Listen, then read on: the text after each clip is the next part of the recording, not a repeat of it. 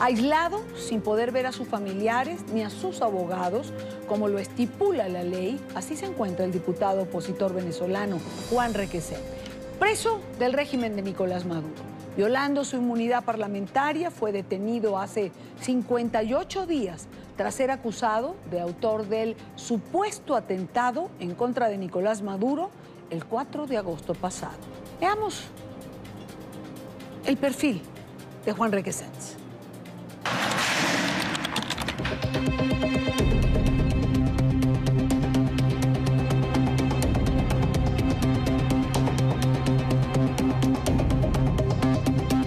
Yo me niego a rendirme.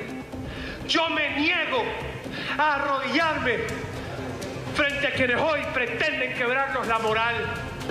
Y muchos hermanos de nosotros están hoy fuera de nuestro país. Muchos están bajo tierra porque los mataron, porque los mataste, Nicolás. Y los que todavía podemos estar aquí, aquí vamos a seguir poniéndole el pecho. Hoy yo puedo hablar desde aquí. Mañana, no sé. Pero así como yo, muchos. Lo que yo sí quiero reafirmar hoy y lo que yo le quiero decir a este pueblo es que nosotros vamos a seguir haciendo todo lo que nosotros podamos hacer para lograr lo que hoy toda Venezuela quiere, que es sacar a Nicolás Maduro del poder.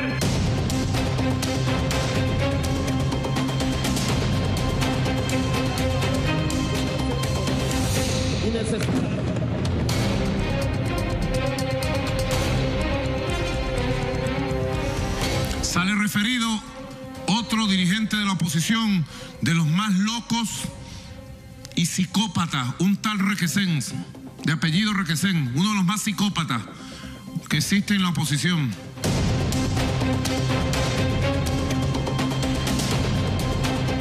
Estando llegando yo a San Cristóbal, recibí un mensaje de texto del diputado Juan Requesén diciéndome que él era el encargado de hacerme el favor para pasar hasta el otro lado por medio de Julio Borges.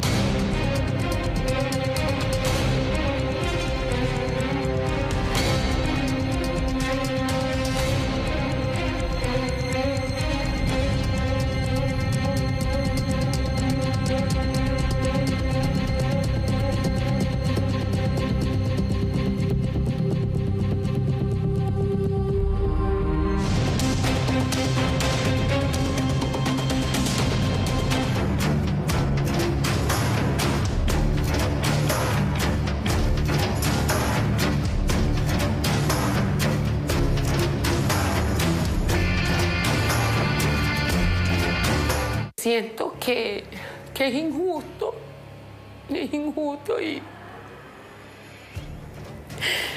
y no debería ser tratado así. Nadie debería ser tratado así.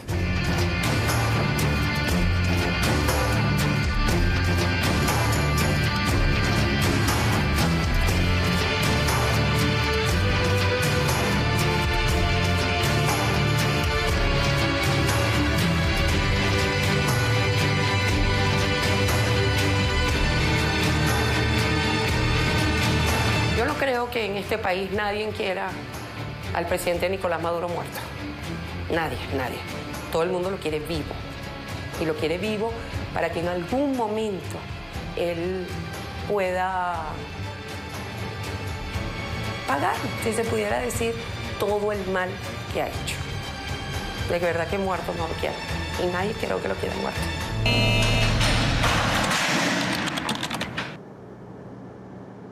Juan Requesén, diputado, preso hace 58 días el día de hoy. Nos acompaña en el estudio Rafaela Requesén, presidenta de la Federación de Centros Universitarios de la Universidad Central de Venezuela y hermana de Juan.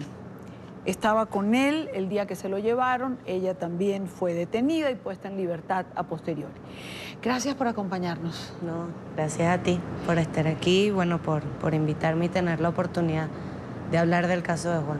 Uno no sabe por dónde comenzar después que revive todo lo que ha venido pasando, ¿no? En relación a Juan. 58 días tú no lo has visto en esos 58 días. No, la última vez que lo vi fue el 7 de agosto, el día que nos llevaron, que me pude despedir medianamente de él porque tenía las manos amarradas atrás con un tirraje. Lo abracé y me dijo fuerza, fuerza, y aquí estoy, con fuerza. ¿Tu papá ha podido verlo finalmente? Sí, mi mamá y mi papá lo pudieron ver al día 44. Sin embargo, más allá de que pudieron hablar con él y lo pudieron ver, eso no constata su estado mental, su estado de salud, y seguimos exigiendo que los médicos de confianza sean quienes lo evalúen para ver cómo está. Ahora, ¿cuánto tiempo pudieron verlo? Tu papá es médico. Me imagino que de verlo, claro, después de tantos días, la presión, la emoción, pero ¿cuál era su estado físico, no? Bueno, mi papá dijo que lo veía bien, pero siendo él médico, claro, saben que simplemente viéndolo no pueden saber realmente cómo está. Aparte, ese momento o esa oportunidad que tuvieron para hablar con Juan fue con 2 funcionarios del SEBIN, fue una conversación grabada, por lo tanto no pudo ser una conversación libre, que Juan haya hablado sin ninguna preocupación o algo, y por eso él como médico quiere que se le haga su chequeo con sus médicos de confianza para saber incluso cómo está físicamente, cómo está de salud y cómo está psicológicamente, pues después de todo esto que está sucediendo. Claro, claro. ¿Cómo lo han tratado? ¿Eso por lo menos tuvo espacio para conversarlo con tu papá? Mira, lo que habló Juan fue cosas muy puntuales porque estaba siendo grabada la conversación. Claro. Él le dijo a mi mamá y a mi papá que él estaba bien. Sin embargo, conozco a Juan y yo sé que él, a pesar de si la está pasando mal, él iba a mantenerse fuerte, y eso es lo que le iba a transmitir a mis papás, y más si estaba el SEBIN al lado escuchando lo que estaba hablando. Por lo tanto, una conversación no se puede tomar con esa confianza si está dentro en el SEBIN, si están los 2 funcionarios, si está siendo grabada, no se puede constatar realmente que lo que está diciendo él es así. Claro, claro, además veíamos en el micro anterior a tu papá y a tu mamá, y yo me imagino en una circunstancia similar, y uno evidentemente lo que quiere es que su papá y su mamá se vayan lo más tranquilo que puedan dentro de la circunstancia que se está viviendo. Sí, total. O sea, Juan es el hermano mayor, somos él y yo nada más. Juan siempre ha sido la cabeza de la familia, y por eso yo estoy segura que todo lo que dijo Juan, yo quisiera pensar que eso es verdad, y así lo quiero creer, pero sin embargo sabemos cómo funciona el SEBIN, cómo funciona este régimen, por lo tanto uno tiene varios escenarios presentes, pero sé que él, para dejarle tranquilidad a mi mamá y a mi papá, él se mantuvo fuerte. Sé que también lo hizo muy feliz verlos después de 44 días que estaba sin poder saber nada, sin poder ver a alguien de la familia. Yo sé que eso le dio muchísima más fuerza de la que ya tiene, aunque esté encerrado. Y mi mamá y mi papá, después de esa oportunidad de visita, están más fuertes y siguen junto conmigo y con las personas cercanas, haciendo la presión necesaria para lograr la libertad de Juan. Rafaela, ¿por qué se los llevan? ¿Por qué se van contra Juan de esa manera? Juan, más allá de que es diputado de la juventud. Bueno, te voy a interrumpir un minuto porque le voy a pedir a mi equipo de producción que trate de ubicar la intervención de Juan, que estaba en el micro anterior, dentro de la Asamblea Nacional. Cuando la tengan, me avisan, porque quisiera compartirla de nuevo con nuestra teleaudiencia. Juan es joven y la juventud venezolana es irreverente. Como uno dice, es echado para adelante. Nunca se le cayó y nunca le bajó la mirada a nadie. Ese día, como mencionabas, tuvo un discurso bastante frontal en la Asamblea Nacional, donde dijo, hoy estoy aquí, mañana no sé. Y sí, así pasó. Fue absolutamente premonitorio. Esto era lo que decía Juan en la Asamblea Nacional. Escucha. Yo me niego a rendirme. Yo me niego a arrodillarme frente a quienes hoy pretenden quebrarnos la moral. Y muchos hermanos de nosotros están hoy fuera de nuestro país. Muchos están bajo tierra porque los mataron, porque los mataste, Nicolás. Y los que todavía podemos estar aquí, aquí vamos a seguir poniéndole el pecho. Hoy yo puedo hablar desde aquí. Mañana, no sé. Pero así como yo, muchos. Lo que yo sí quiero reafirmar hoy y lo que yo le quiero decir a este pueblo es que nosotros vamos a seguir haciendo todo lo que nosotros podamos hacer para lograr lo que hoy toda Venezuela quiere, que es sacar a Nicolás Maduro del poder. ¿Esas palabras se las cobran a Juan? Totalmente. Y no solo eso, sino todo lo que él ha hecho. Encabezó la federación. Y lo peor de todo es que cuando estas cosas nos pasan, también hay momentos en los que no soy yo la persona. Pasa pocas veces, pero de vez en cuando me cuesta ayudar al invitado cuando llegan momentos como este. Rafaela es hermana de Juan, fue detenida con él, uno ver a su hermano allí en pantalla, viendo todo el coraje, el valor que tiene, todo lo que es capaz de decir, y que fue lo que irritó además a los funcionarios del gobierno. No es fácil, Rafaela, pero recuerda siempre lo que dijo Juan: fuerza, porque la fuerza es lo que te va a permitir pues seguir adelante, ¿no? Y es la que tengo, y no solo yo, sino todos los venezolanos. Y bueno, antes de llorar, Juan ha sido un chamo, un joven que ha enfrentado a este régimen. Encabezó la federación como hoy yo lo hago, fue presidente de la Federación de Centros Universitarios de la UCB, encabezó el movimiento estudiantil, encabezó las protestas del 2014, encabezó las protestas del año pasado, se fue hacia adelante, o sea, le abrieron la cabeza, lo han perseguido, le han hecho mil cosas, y Juan siempre fue de frente contra este régimen, y por eso hoy Juan está secuestrado. Juan es el reflejo de lo que es la juventud venezolana, y eso es un mensaje claro a los jóvenes del país, que lo que le pasó a Juan le puede pasar a cualquiera, pero este régimen tiene que saber, y Nicolás Maduro tiene que saber, tú, Nicolás, de que a pesar de que estés golpeando a la familia venezolana, la juventud venezolana seguiremos luchando por Venezuela, porque si hay algo que tiene el venezolano es fuerza, y es aguante y es resistencia.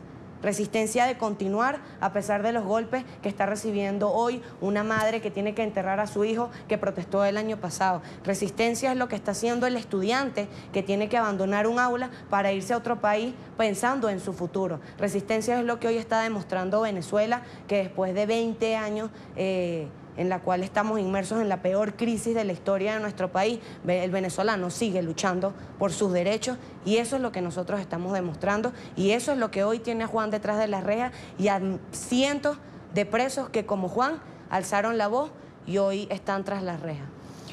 Yo quiero hacer contacto con Alejandro Rincón. Es uno de nuestros periodistas en los Estados Unidos. Lo tenemos, allí está, justo está en pantalla. Alejandro está en Colorado en las sesiones que ha venido realizando la Comisión Interamericana de los Derechos Humanos. Toda la semana hemos transmitido en vivo y directo desde allí, y hoy precisamente el representante del gobierno de Venezuela presentó algún video y unas fotografías de tu hermano Juan Requesén. Pero yo quiero, allí están en pantallas, esto fue presentado el día de hoy, son fotografías inéditas en las que aparece Juan haciendo ejercicio, recibiendo libros, en momentos de esparcimiento. Bueno, esto lo hemos visto en otras ocasiones. Es como intentar decir casi que Juan Requesén está en el Hotel Hilton en lugar de estar en el SEBIN. Pero quiero ir con Alejandro Rincón, que tiene información. Alejandro, buena tarde, bienvenido. Hola, Dania, televidentes del Canal de las Américas, son las 4 de la tarde, 19 minutos en Colorado. Volvemos a conectarnos con ustedes desde la universidad de este estado en el contexto del seguimiento dedicado que el Canal de las Américas ha estado haciendo de este periodo número 169 de sesiones de la Comisión Interamericana de Derechos Humanos. En la tarde de hoy nos ocupa Venezuela, en particular el caso del cual hemos venido reportando en el transcurso de este espacio.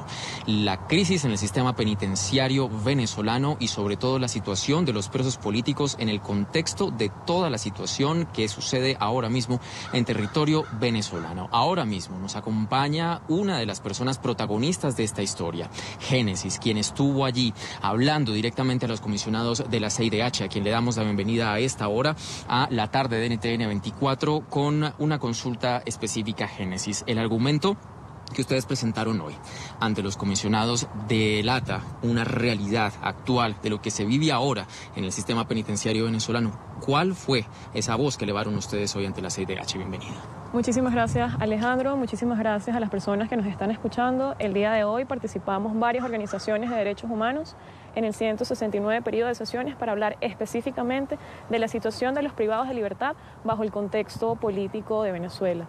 En nombre de Defiende Venezuela estuvimos hablando sobre la situación específica que se vive en el Helicoide. El Helicoide es conocido el día de hoy como la cárcel política en Venezuela y es muy importante entender que es conocida de esta manera porque principalmente en el Helicoide es en donde albergan a los presos políticos y además es importante entender que el Helicoide es un órgano que depende exclusivamente de la Vicepresidencia de la República y por tanto está adscrito al Poder Ejecutivo.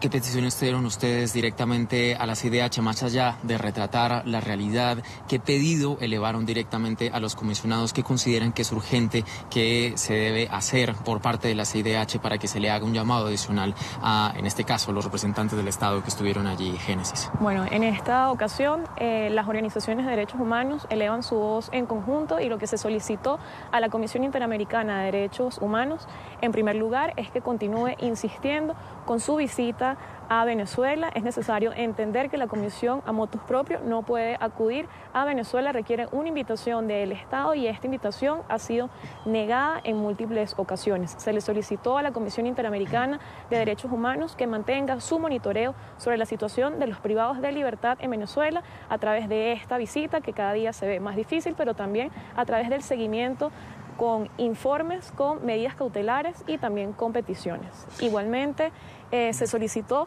a través de la comisión que el Estado venezolano libere a los presos políticos, que dé a conocer las cifras de las personas civiles que han sido juzgadas y procesadas en tribunales militares, igual que se respeten las reglas Mandela y asimismo que se garanticen procesos de justicia para las personas privadas de libertad, que se investiguen los hechos de violaciones de derechos humanos y que se sancionen a las personas responsables. Génesis, quiero preguntarte, estoy en el estudio con Rafaela Requesens en este momento. Quería preguntarte, sé que han sido varias audiencias, si estuviste presente en la audiencia que se presentó el video, con fotografías también, sobre Juan Requesens. ¿Estuviste allí? Yo creo que se cayó. Creo que no me está... ¿Tienes el retorno, Génesis? No. La pregunta directamente de Estudio Génesis era para confirmar si en efecto tú habías estado en la sesión donde se nos mostró las fotografías sobre Juan Requesens. Es lo que consulta Idania Chirinos directamente desde Estudio. Sí, estuvimos en la sesión y de hecho elevamos nuestra voz ante esta situación porque no se trata de fotos, no se trata si las fotos eran inéditas o no. Aquí se trata de un asunto de fondo en donde se habla de un diputado, en donde anteriormente también es exhibido públicamente luego de haber sido víctima de actos inhumanos, crueles y degradantes, en donde su ropa se ve llena de heces y posteriormente se ve que está siendo forzado a hacer una declaración en su contra. Hay que recordar que cualquier confesión bajo coacción no tiene ningún tipo de validación. Génesis, muchas gracias por este tiempo para la tarde de NTN 24. Es sumamente importante esas declaraciones que entregaban ustedes hoy a la CIDH, y cerramos desde Colorado este contacto con ustedes haciéndoles la presentación de un argumento clave entregado hoy por la Comisión Interamericana de Derechos Humanos, un llamado directo al Estado venezolano que se permita el ingreso de una comisión de la CIDH para constatar todo aquello que se debatió allí. La CIDH fue muy clara. Hay ahora mismo dos realidades presentadas, una por las organizaciones civiles y otra por ese delegado del Estado venezolano, que pinta dos realidades, dos dimensiones completamente diferentes, y lo que la CIDH tras esta jornada de sesiones urge es que precisamente Nicolás Maduro permita el acceso de una comisión de la CIDH para que se constate allí cuál es la realidad de las cosas. Es todo lo que tenemos para ustedes por ahora. Continúen con más en la tarde. Gracias, Alejandro. Alejandro Rincón en esta cobertura especial desde allí, desde Colorado, en estas sesiones de la Comisión Interamericana de los Derechos Humanos. Rafaela, ¿has tenido la oportunidad de ver el video que se presentó hoy? Sí, sí, lo vi. Como dice Génesis, no se trata de videos o de fotografías. ¿De qué se trata? ¿Cuál es tu reacción? ¿Por qué tener que presentar a Juan como que si estuviese de vacaciones en lugar de estar privado de libertad? Esas son las preguntas que uno se hace. O sea, Juan está secuestrado en el helicoide, donde sabemos que torturan, donde hay denuncias de tortura, y todavía siguen habiendo presos donde no tienen ni siquiera su primera presentación de audiencia.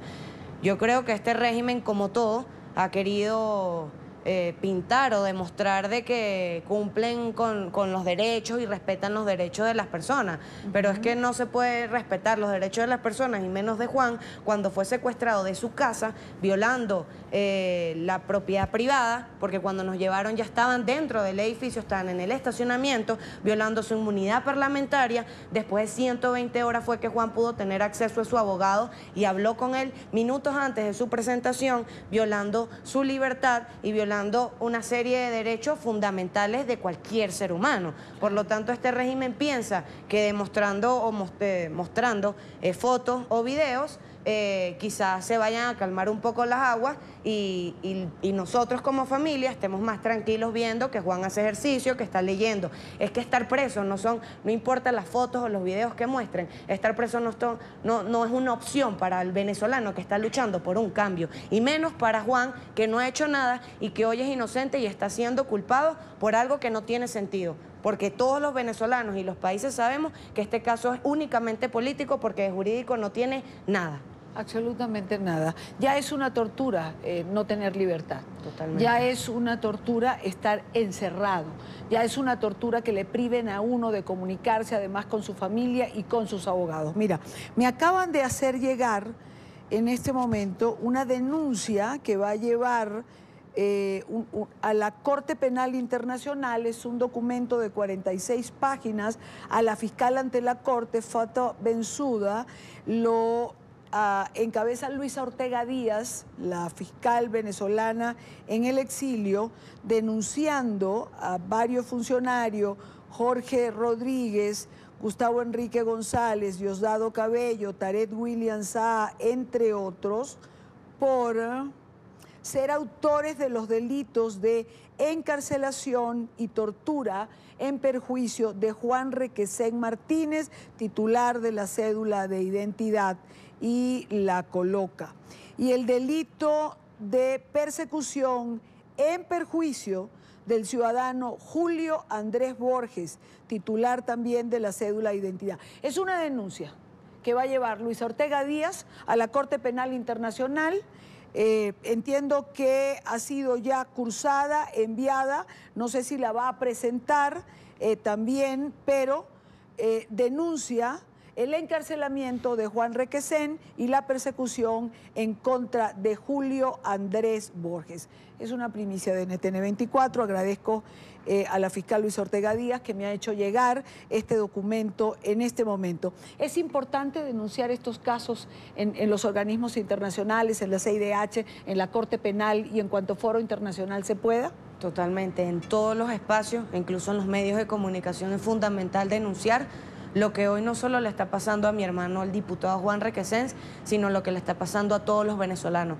Porque la realidad es que Juan está preso en una celda, pero el venezolano, nosotros los venezolanos estamos presos en nuestro país porque no tenemos acceso a nada y porque diariamente siguen muriendo venezolanos a falta de comida, a falta de medicamentos y a falta de una serie de cosas que este régimen ha propiciado. Por lo tanto, a todos los organismos, a todas las instituciones, ante los medios de comunicaciones, a donde estén, hay que denunciar. Y eso es algo que tienen que hacer los venezolanos que ya no se encuentran en el país. Afuera denuncien lo que está sucediendo, no solo con el caso de mi hermano, sino lo que está sucediendo en el país, que hoy se le está violando los derechos a todos los venezolanos que quieren un cambio. Y a quienes alzan la voz, como lo ha hecho Juan, entonces los meten presos, violando sus derechos, sometiéndolos a tortura y bueno, ya con estar preso es una tortura. Rafaela, tú comienzas una gira internacional, vas a llevar el caso de tu hermano y de los presos políticos.